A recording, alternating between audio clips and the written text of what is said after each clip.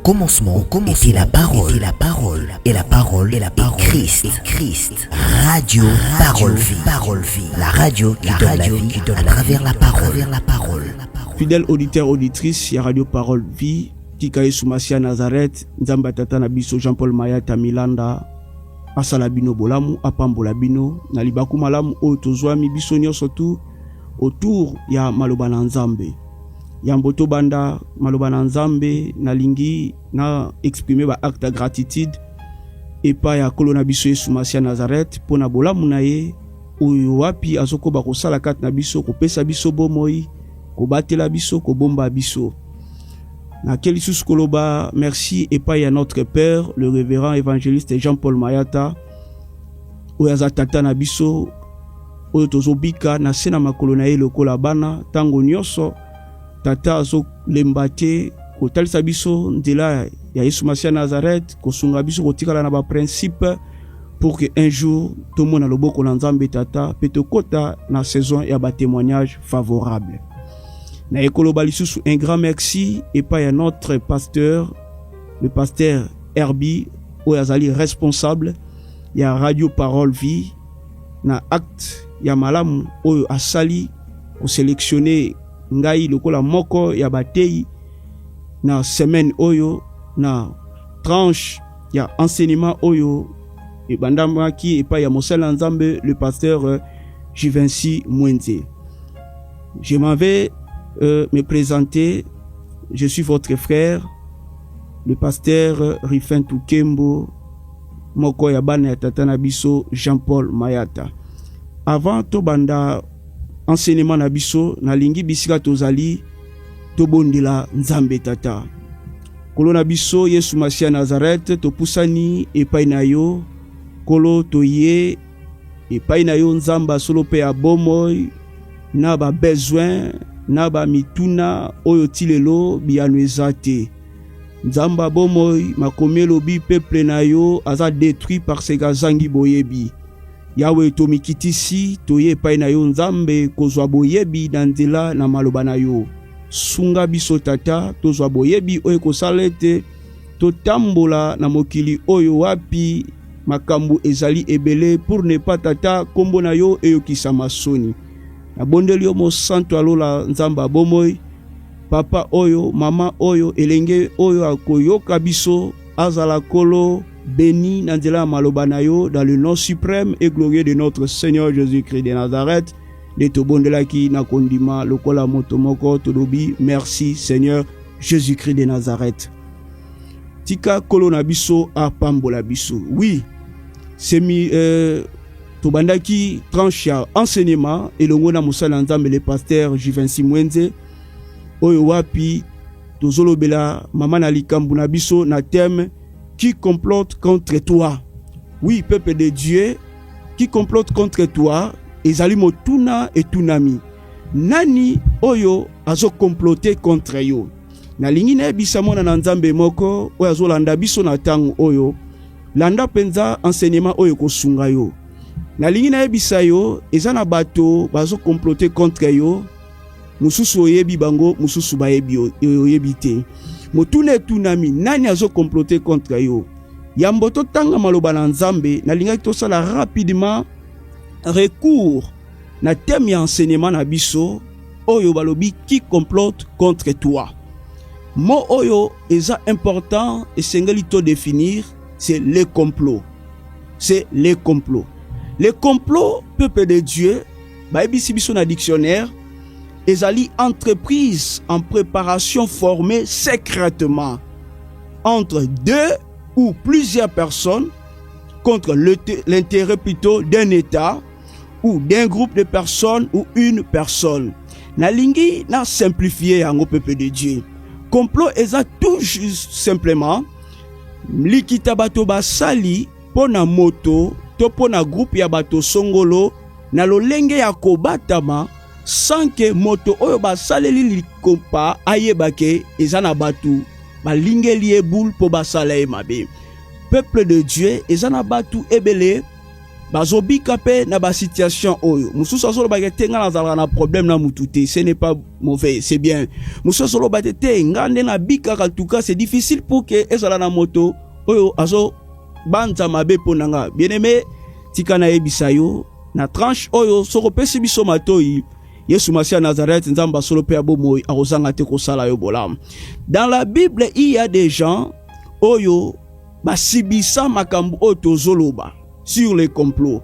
Papa, maman, frères et sœurs, complot eza arme oyo to astuce oyo monguna lukaka kosala pona anuire bato to bana na nzambe.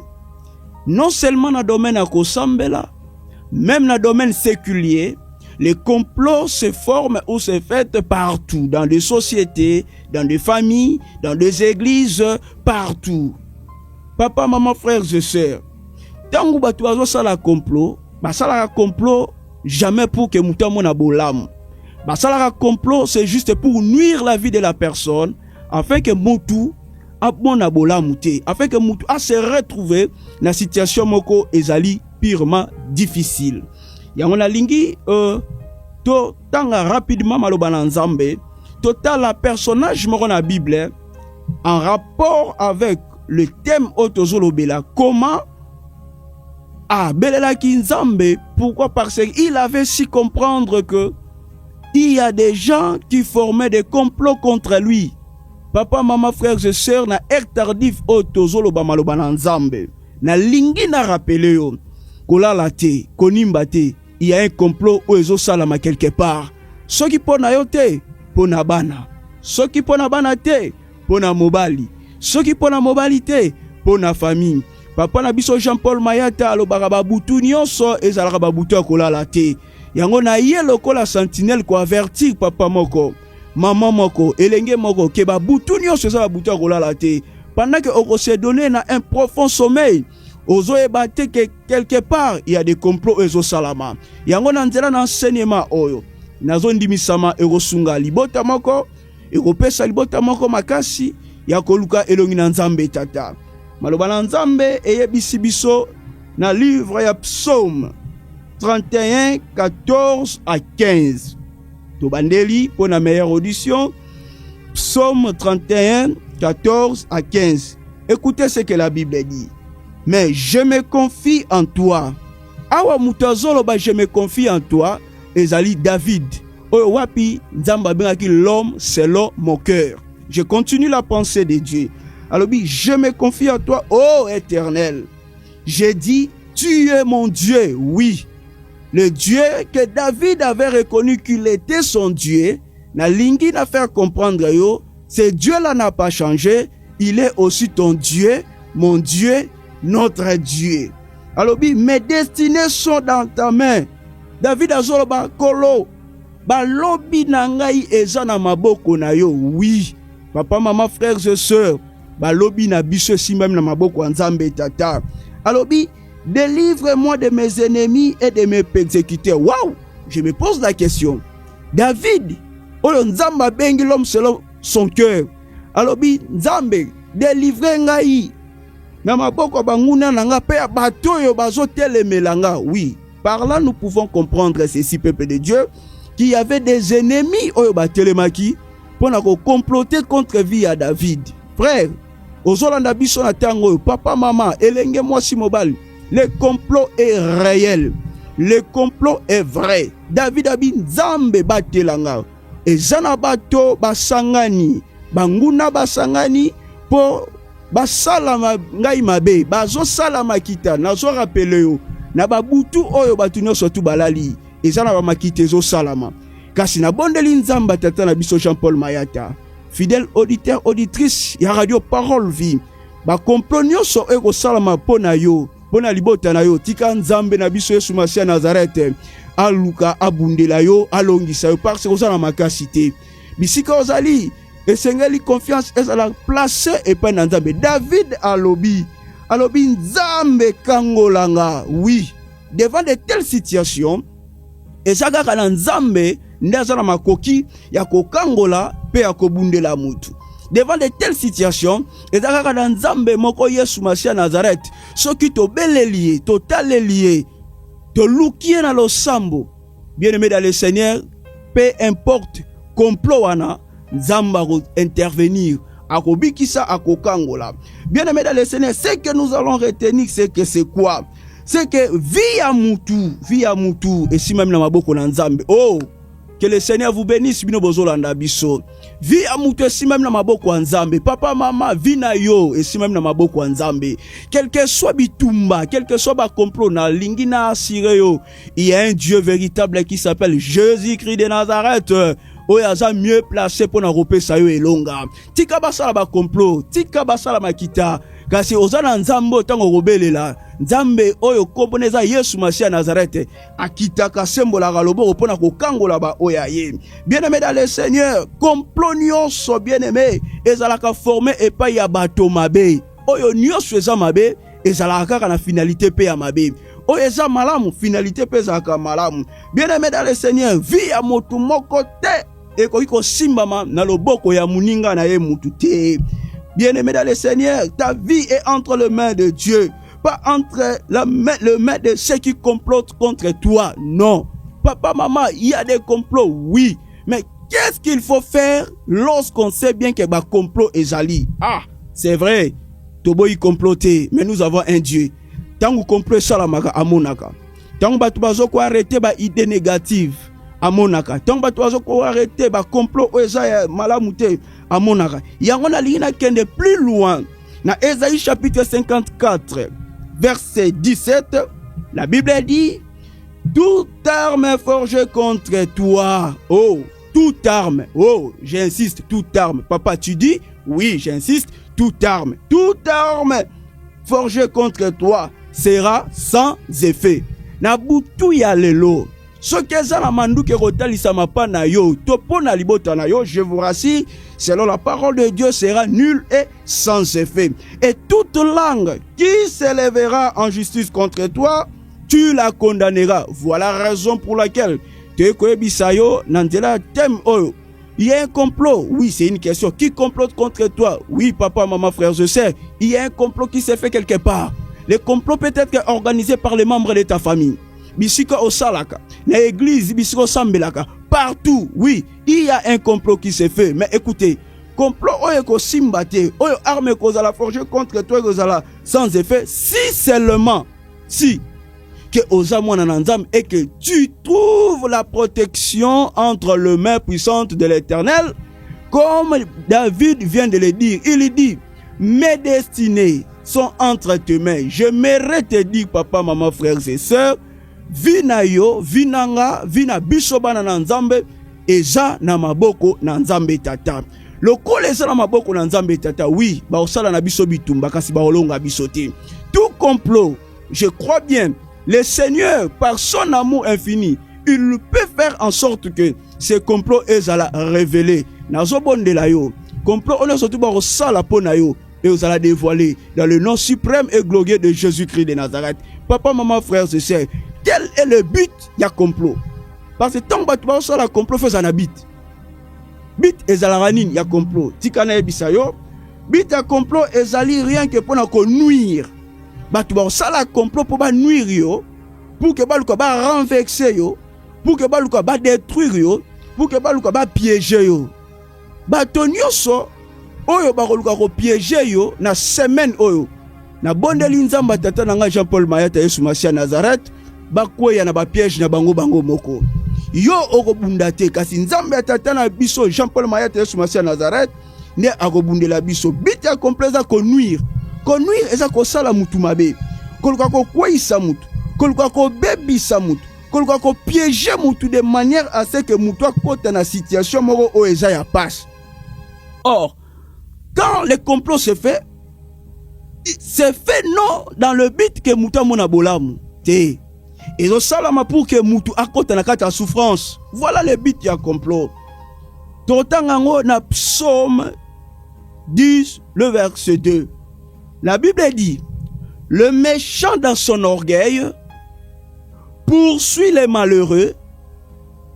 Ils sont victimes de ses desseins qu'il a conçus. bato mabe na butu oyo bato mabe bazali basangani bazo former complot pour que bakwayisa mutu moko badétruire vie ya mutu moko otikala par terre na yebiso na kombo Yesu Masia Nazareth. Ce complot là n'aura pas d'effet aussi longtemps que Jésus-Christ de Nazareth est avec toi. Voilà pourquoi na ba butu oya boye il faut ko landa ba enseignement oyo. Bien aimé, yo zanandako. Yo ozolanda biso, j'aimerais te rappeler il y a un complot qui s'est fait quelque part. Mais attention, n'ayez pas peur. Il y a un Dieu qui est capable de te délivrer de ces complots. Les complots visent à écraser le plus faible. Ils se croient qu'ils sont plus forts que toi. Or, ils ignorent une seule chose. Tu as un Dieu qui voit dans le secret tout ce qui se passe, tout ce qui se font dans le lieu obscur. Nzambe na biso Yesu Masia Nazareth azomona ba complot wana nyonso. Na lingina yebisa yo complot oba osala pona yo et osimbate. Mais le complot aussi a ses conséquences. Les conséquences sont multiples. Mais na lingina sunga yo na peso kaka conséquences moko e ko sunga yo. Les complots conséquences tango ezali nini? Lorsque les gens font le complot, ils veulent te voir mener une vie malheureuse. Alors, conséquence aux alanini. Le col aux amons en Nzambe. Complot au bazo lukabasa le ya mabe. Vie à mabe au mené et rosonge la bango moko. Na ligina biso cette semaine. Complot nyo sur tout le monde à ténèbres au sala. Et aux oyote. Et aux amouana na yote. Et aux alibota na yote. Bato nyo so ba rotelo ba piège. Ba luka ko détruire yo. Ba ko ya bango moko na ba propre piège na bango. Tika Yesu Masia Nazareth nzamba solo pe ya bomoi. Oyo nzamba ko ndima tata na biso. Asunga mama moko, papa moko, oyo alandi biso, akati pongi na ye, apesi biso litoi. Abundela ye na ba complot o makasi ya kibomoto e kokate. Abundela ye bipai wapi bato nyonso to mabe basangani. Oh, ata basangani na gauche na droite. Il y a un Dieu qui est dans le ciel, qui s'appelle Jésus-Christ de Nazareth. Oya mona rabipai bato nyonso to mabe basangani pona ko luka ko nuire peuple nzambe. Yesu Masia Nazareth abundela libota oyo eza na posa secours na ye. Yesu Masia Nazareth apesa kimia na libota oyo zo traverser ba moment difficile oyo wapi aza na temps ya bitumba makasi. Nzamba tata na biso mayata Yesu Masia Nazareth azanga te ko pambola biso ko mona biso na sacrifice oyo to sali. J'espère par la grâce de Dieu to komi pratiquement na suka to lingi to pesa rapidement numéro ya Radio Parole Vie. De connaître surtout fidèles auditeurs auditrices aux ana posa kokota à contact direct na Radio Parole Vie au bengi biso na numéro oyo plus 243 89 75 70 917 na bandeli pour une meilleure audition au lingo kota à contact na Radio Parole Vie benga biso na numéro oyo plus 243 89 75 70 917. Que le Seigneur de gloire Jésus-Christ de Nazareth, le Dieu vivant et véritable, le Dieu de notre Père Jean-Paul Mayata, vous bénisse. Amen. Ciao. Que le Seigneur vous bénisse. Au commencement, était la parole, et la parole est Christ. Radio Parole Vie. La radio qui donne la vie à travers la parole.